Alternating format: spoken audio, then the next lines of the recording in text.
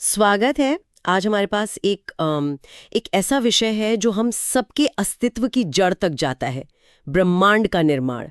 हमारे एक श्रोता ने द जेनेसिस ऑफ कॉस्मोस से कुछ हिस्से भेजे हैं और आज हम इसी पर बात करने वाले हैं कि सब कुछ मतलब सचमुच सब कुछ कैसे शुरू हुआ। हमारी कोशिश ये है कि इस 13.8 अरब साल लंबे सफ़र को कुछ आसान हिस्सों में बांटा जाए। हम एक ऐसे बिंदु से शुरू करेंगे जो कुछ भी नहीं था और वहां से आज की आकाशगंगाओं के विशाल जाल तक पहुंचेंगे। तो चलिए इस गुत्थी को सुलझाना शुरू करते हैं। स्रोत के मुताबिक हर चीज की शुरुआत एक सिंगुलैरिटी से हुई, एक बेहद गर्म, बेहद घना बिंदु। जब मैं ये सोचती हूँ तो मेरा दिमाग घूम जाता है। मतलब आज का पूरा ब्रह्मांड, अरबों आकाशगंगाएं, खरबों तारे, सब कुछ एक सुई के नोक से भी छोटी जगह में समाया हुआ था। ये कैसे मुमकिन है? देखिए, ये सोचना ही मुश्किल है क्योंकि हमारे रोजमर्रा के जो अनुभव है ना, वो यहाँ काम नहीं आते। हम खाली जगह के बारे में सोचते हैं, पर उस पल में कोई जगह थी ही नहीं। और जो बिग बैंग था, जैसा कि स्रोत में बताया गया है, वो किसी खाली जगह में हुआ धमाका नहीं था। ये खुद स्पेस का, यानी जगह का बनना और फैलना था। एक मिनट, ये बात थोड़ी और समझाइए। अगर स्पेस था ही नहीं तो ये सिंगुलैरिटी कहाँ थी? मतलब ये किसी चीज के अंदर नहीं थी? बिल्कुल, कहाँ का सवाल ही बेमानी है, क्योंकि कहाँ बताने के लिए जगह चाहिए। उस एक पल में, जिसे हम बिग बैंग कहते हैं, सिर्फ पदार्थ और ऊर्जा ही नहीं बने, बल्कि स्पेस और समय का ताना बाना भी उसी पल में अस्तित्व में आया। इसे ऐसे समझिए कि एक गुब्बारे की सतह पर चींटियां हैं। जब आप गुब्बारे में हवा भरते हैं तो सतह फैलती है और सारी चींटियां एक दूसरे से दूर जाती हैं। कोई भी चींटी ये नहीं कह सकती कि गुब्बारा किसी एक केंद्र से फैल रहा है, बल्कि उनके लिए तो पूरी सतह ही हर जगह से फैल रही है। हमारा ब्रह्मांड कुछ वैसा ही है। अरे वाह, ये एनालॉजी तो जबरदस्त है। तो हम सब उसी फैलते हुए गुब्बारे की सतह पर है और स्रोत कहता है कि ये सब इतनी तेजी से हुआ कि कुछ ही सेकंड के अंदर प्रोटॉन, न्यूट्रॉन और इलेक्ट्रॉन जैसे कण बन गए। तो उस वक्त शुरुआती ब्रह्मांड कैसा दिखता होगा? किसी आग के गोले जैसा? आग का गोला कहना भी शायद उसे कम आंकना होगा। सोचिए, एक खौलती हुई खिचड़ी, लेकिन कणों और ऊर्जा की, जिसमें तापमान इतना ज्यादा था कि कुछ भी स्थिर नहीं रह सकता था। ये कणों और विकिरण का एक ऐसा घना, चमकता हुआ समंदर था कि रोशनी भी उसमें से गुजर नहीं सकती थी। वो लगातार कणों से टकराकर बिखर जाती थी। अच्छा। वैज्ञानिक इसे एक अभेद्य कोहरे की तरह बताते हैं। मतलब उस दौर में ब्रह्मांड पूरी तरह से अपारदर्शी था। तो ये गर्म, घना कोहरा कब तक चला? आखिर ऐसा क्या हुआ कि इसमें से कुछ पहचानने लायक चीजें, जैसे परमाणु, बनने शुरू हुए? ये कोहरा लगभग 3,80,000 साल तक छाया रहा। ब्रह्मांड के जीवन काल के हिसाब से ये बहुत लंबा समय नहीं है। जैसा हमने कहा, ब्रह्मांड लगातार फैल रहा था और कोई भी चीज जब फैलती है तो वो ठंडी होती है। यही ब्रह्मांड के साथ हुआ। धीरे धीरे तापमान इतना गिर गया कि जो इलेक्ट्रॉन्स बेतहाशा घूम रहे थे, वो अब शांत होकर प्रोटॉन के साथ जुड़ सकते थे। और इसी जुड़ाव से पहले परमाणु बने, हाइड्रोजन और हीलियम के। ये तो एक बहुत बड़ी रासायनिक घटना लगती है। ये सिर्फ रासायनिक घटना नहीं थी, ये ब्रह्मांड के इतिहास का सबसे बड़ा टर्निंग पॉइंट था। क्या है ना, जैसे ही परमाणु बने, वो कण जो रोशनी को कैद करके बैठे थे, वे अब परमाणुओं में बंध गए। रोशनी के रास्ते की रुकावटें हट गई। अच्छा। और अचानक, पलक झपकते ही, पूरा ब्रह्मांड जो अब तक अपारदर्शी था, वो पारदर्शी हो गया।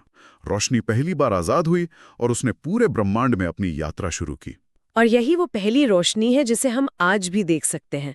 स्रोत में इसका जिक्र कॉस्मिक माइक्रोवेव बैकग्राउंड या सीएमबी के तौर पर है। आपने बिल्कुल सही नस पकड़ी है। सीएमबी उसी पहली आजाद हुई रोशनी की जीवाश्म प्रतिध्वनि है। जब हमारे टेलीस्कोप आसमान में देखते हैं तो वो असल में समय में 13.8 अरब साल पीछे उसी पल की तस्वीर खींच रहे होते हैं। कमाल है। हाँ, और ये बिग बैंग का सबसे पुराना सबूत है जो हमारे पास है। और इस तस्वीर में कुछ बहुत खास है। क्या खास है? क्या वो तस्वीर एकदम एक जैसी है? नहीं, और यही सबसे दिलचस्प बात है। वो तस्वीर लगभग एक जैसी है, लेकिन उसमें तापमान के बहुत छोटे छोटे सूक्ष्म अंतर हैं। अच्छा। कहीं पर ब्रह्मांड 1 डिग्री के लाखवें हिस्से जितना ज्यादा गर्म है, तो कहीं थोड़ा ठंडा। अच्छा। ये छोटे छोटे दुब्बे ही भविष्य के बीजों की तरह थे। ये वो जगहें थीं जहां पदार्थ संयोग से थोड़ा ज्यादा घना था। अच्छा, तो यहीं से गुरुत्वाकर्षण यानी ग्रेविटी का खेल शुरू हुआ। हाँ, जहां पदार्थ थोड़ा ज्यादा था, वहां ग्रेविटी ने उसे और खींचना शुरू कर दिया होगा। एकदम सही। गुरुत्वाकर्षण ने इन घने इलाकों में गैस के बादलों को अपनी ओर खींचना शुरू किया। यह प्रक्रिया लाखों सालों तक चलती रही। गैस के बादल और बड़े और घने होते गए, और जैसे जैसे ये बादल सिकुड़ते गए, इनके केंद्र में दबाव और तापमान आसमान छूने लगा। ठीक वैसे ही जैसे आप साइकिल के पंप से हवा भरते हैं तो पंप गर्म हो जाता है। और फिर एक पल आया होगा जब तापमान इतना बढ़ गया कि धमाका हुआ। धमाका नहीं, बल्कि एक नियंत्रित आग जली। बिग बैंग के लगभग 10 से 50 करोड़ साल बाद इन गैस के बादलों के कोर में दबाव और गर्मी इतनी ज्यादा हो गई कि न्यूक्लियर फ्यूजन की प्रक्रिया शुरू हो गई। हाइड्रोजन के परमाणु जुड़कर हीलियम बनाने लगे और इस प्रक्रिया में भारी मात्रा में ऊर्जा निकली, और इसी के साथ ब्रह्मांड में पहले तारे जल उठे। हाँ, पहली बार ब्रह्मांड अपने अंदर से रोशन हुआ। तो जब ये पहले तारे बने, क्या वो हमारे सूरज जैसे ही थे? स्रोत में इन्हें पॉपुलेशन 3 तारे कहा गया है, जो सुनने में काफी रहस्यमयी लगता है। ये नाम थोड़ा अजीब भी है। क्या पॉपुलेशन 1 और 2 भी है? हाँ, हैं। असल में खगोल विज्ञान में ये क्लासिफिकेशन उल्टा चलता है। सबसे नए तारे जिनमें भारी तत्व होते हैं पॉपुलेशन आई कहलाते हैं, जैसे हमारा सूरज। उनसे पुराने पॉपुलेशन 2 और सबसे पहले जो सिर्फ हाइड्रोजन और हीलियम से बने थे वो पॉपुलेशन 3 तारे थे। और ये तारे हमारे सूरज से बहुत अलग थे। ये दैत्य थे, हमारे सूरज से सैकड़ों गुना बड़े, लाखों गुना ज्यादा चमकदार और बेहद गर्म। बाप रे। लेकिन इनकी जिंदगी बहुत छोटी थी। जहां हमारा सूरज 10 अरब साल जिएगा, वहीं ये तारे बस कुछ लाख साल ही जिए। इतनी छोटी जिंदगी? तो फिर ये इतने महत्वपूर्ण क्यों थे? उनका छोटा जीवन काल ही उनकी सबसे बड़ी खूबी थी। सोचिए, उस समय ब्रह्मांड में सिर्फ हाइड्रोजन और हीलियम थे और कुछ नहीं। इन दैत्य तारों ने अपनी कोर में, उस प्रचंड गर्मी और दबाव में पहली बार भारी तत्व बनाए। कार्बन, नाइट्रोजन, ऑक्सीजन, लोहा, वो सारे तत्व जिनसे आज ग्रह बने हैं और हम और आप बने हैं। अरे वाह। एक मिनट, तो मतलब मेरे शरीर में जो कार्बन है या जो लोहा मेरे खून में है, वो सब किसी ऐसे ही तारे के अंदर बना था जो अरबों साल पहले फट गया? बिल्कुल। जब इन तारों की जिंदगी खत्म हुई तो वे एक जबरदस्त सुपरनोवा धमाके में फट गए, और इस धमाके में उन्होंने अपने अंदर बनाए सारे भारी तत्वों को दूर दूर तक अंतरिक्ष में बिखेर दिया। तो ये ब्रह्मांड की पहली फैक्ट्रियां थीं। सही कहा, पहली फैक्ट्रियां जिन्होंने जीवन के लिए कच्चा माल तैयार किया। उनकी मौत अगली पीढ़ी के लिए जिंदगी का पैगाम थी। बाद में यही तारे और गैस के बादल गुरुत्वाकर्षण के कारण इकट्ठा होकर पहली आकाशगंगाएं बनाने लगे। यह सोचना ही अविश्वसनीय है। तो ये आकाशगंगाएं भी फिर आपस में जुड़ती गईं और बड़ी होती गईं।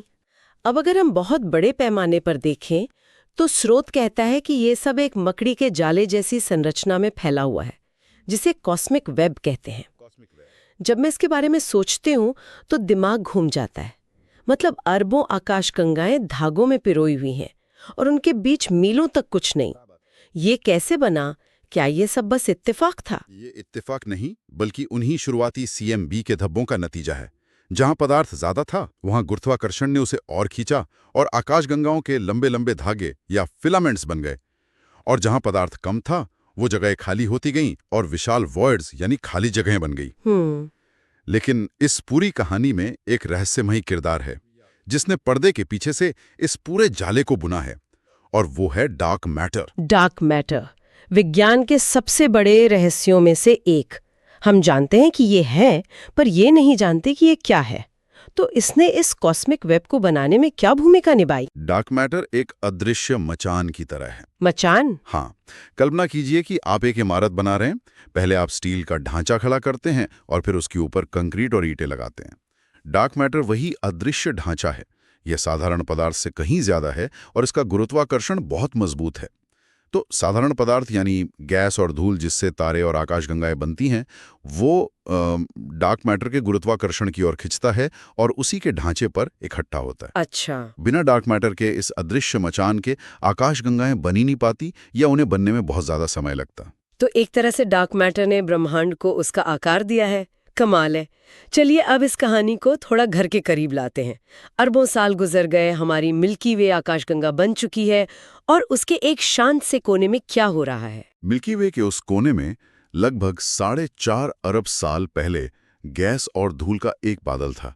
ये बादल शायद किसी पुराने तारे के सुपरनोवा धमाके का बचा हुआ मलबा था, जिसमें वो सारे भारी तत्व मौजूद थे जो उन पहले तारों ने बनाए थे। सही। और एक बार फिर यहाँ भी सारा खेल ग्रेविटी का ही था। किसी वजह से इस बादल ने सिकुड़ना शुरू किया। और जैसे जैसे वो सिकड़ा, उसका ज्यादातर पदार्थ केंद्र में इकट्ठा हो गया और हमारा सूरज बन गया। यही हुआ होगा। हाँ, ज्यादातर पदार्थ ने सूरज बनाया, लेकिन सारा नहीं।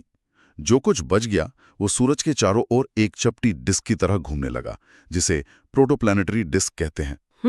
और इसी डिस्क के अंदर धूल और चट्टान के छोटे छोटे कण आपस में टकराकर जुड़ने लगे। पहले छोटे छोटे पत्थर बने, फिर बड़े बड़े चट्टान, और फिर ग्रहों के भ्रूण, और आखिर में करोड़ों सालों की इस टक्कर और जुड़ाव की प्रक्रिया के बाद हमारे ग्रह बने। बुध, शुक्र, पृथ्वी, मंगल। सब तो हमारी पृथ्वी भी धूल और मलबे के जुड़ने से बनी। शुरुआत में तो ये एक पिघले हुए लावे का गोला रही होगी। बिल्कुल, एक बेहद गर्म नरक जैसा गोला। लेकिन धीरे धीरे ये ठंडी हुई। इसकी सतह पर एक परत बनी, ज्वालामुखियों से गैसें निकली जिनसे हमारा शुरुआती वायुमंडल बना, और फिर धूमकेतुओं और एस्ट्रॉइड्स की बमबारी से पानी आया, जिससे महासागर बने। और इन्हीं महासागरों की गहराइयों में किसी मोड़ पर जीवन की पहली चिंगारी भड़की। ये सोचना अद्भुत है कि हमारी अपनी कहानी, इस धरती की कहानी, उस 13.8 अरब साल पुरानी ब्रह्मांडीय प्रक्रिया का सीधा नतीजा है। स्रोत में एक सवाल पूछा गया है, क्या ये कहानी खत्म हो गई है? क्या ब्रह्मांड अब बन चुका है, या ये प्रक्रिया अभी भी जारी है? इसका जवाब बहुत साफ है। हाँ, कहानी अभी भी लिखी जा रही है। ब्रह्मांड कोई स्थिर जगह नहीं है, ये एक जीती जागती बदलती हुई चीज है। आज भी हम अपनी दूरबीनों से नेब्यूला यानी गैस के विशाल बादलों में नए तारों और ग्रहों को जन्म लेते हुए देख सकते हैं। ब्रह्मांड की तारकीय नर्सरी। हाँ, कह सकते हैं। और सिर्फ तारे ही नहीं, आकाशगंगाएं भी तो अभी विकसित हो रही है ना? हाँ, मैंने पढ़ा है कि हमारी मिल्की वे कुछ अरब सालों में अपनी पड़ोसी एंड्रोमेडा आकाशगंगा से टकराने वाली है। हाँ, और ये कोई अनोखी घटना नहीं होगी। आकाशगंगाओं का टकराना और एक दूसरे में मिल जाना एक आम ब्रह्मांडी प्रक्रिया है। ये बहुत धीमी गति से होता है, लेकिन ये लगातार चल रहा है। और सबसे बड़ी बात, जैसा कि स्रोत बताता है, ब्रह्मांड आज भी फैल रहा है। बल्कि 1990s के दशक में वैज्ञानिकों ने एक हैरान करने वाली खोज की। इसका फैलाव धीमा नहीं हो रहा, बल्कि तेज हो रहा है। तेज हो रहा है?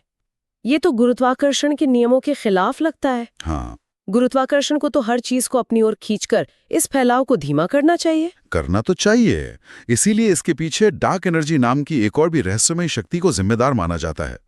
हम इसके बारे में डार्क मैटर से भी कम जानते हैं, लेकिन ऐसा लगता है कि ये गुरुत्वाकर्षण के विपरीत काम करती है और स्पेस को और तेजी से फैला रही है। तो ये कहानी खत्म नहीं हुई है? बिल्कुल नहीं। हम एक ऐसे ब्रह्मांड में रह रहे हैं जो अभी भी बन रहा है, विकसित हो रहा है, और हम इस प्रक्रिया का हिस्सा हैं।